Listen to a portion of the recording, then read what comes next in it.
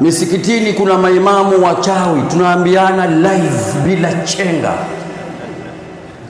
Kuna maimamu wachawi na wanasalisha watu na wanaongopa kibla, iyyaka na'budu wa iyyaka nasta'in, nasi mwisho tunaitikia amin.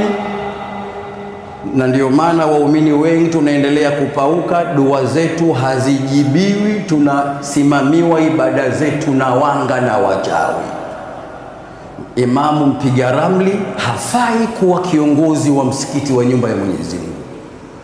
Sheikh katoa hadithi kaisoma Kiswahili hapa. Allah Mtume sallallahu alayhi wasallam, man ata arrafan au kahinan fasaddaqahu bima yaqul fakad kafara bima unzila ala nabii Muhammad sallallahu alaihi wasallam. Yoyote anayekwenda kwa kuhani au mpiga ramli akasadikisha walau neno moja, tawile bwana mkubwa, huyu kakufuru aliokuja nayo yote nabii Muhammad.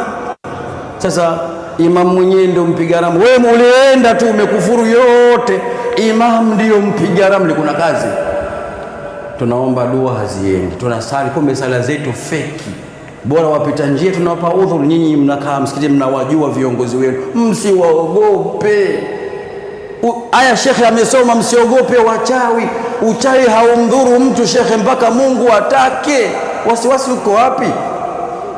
Kwa hivyo mnapofanya uchaguzi misikitini, msiogope watu, toweni wachawi misikitini. Bwana fedha mchawi toa, katibu wa msikiti mchawi toa. Ndugu zangu, dua zetu hazipandi, kuna mambo mengi katika nyumba za Allah.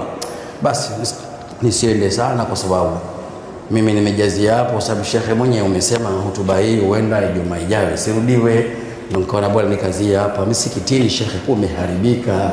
Iyyaka na'budu wa iyyaka nasta'in ihdina siratal mustaqim. Allahu akbar. Usiku unashangaa mbona sauti kama ya imamu kabisa bwana. Na nyau wa siku hizi Kishki wanataja majina ya watu. Kuna milio fulani hivi ukisikiliza ukiwa makini unapata jina la mtu kabisa. Osmani, Osmani, Osmani. Akiacha hiyo utasikia Abu, Abu, Abu. Sasa mbona anaenda Abubakari huyu? Imamu wa msikiti, shehe wa mtaa, inna lillahi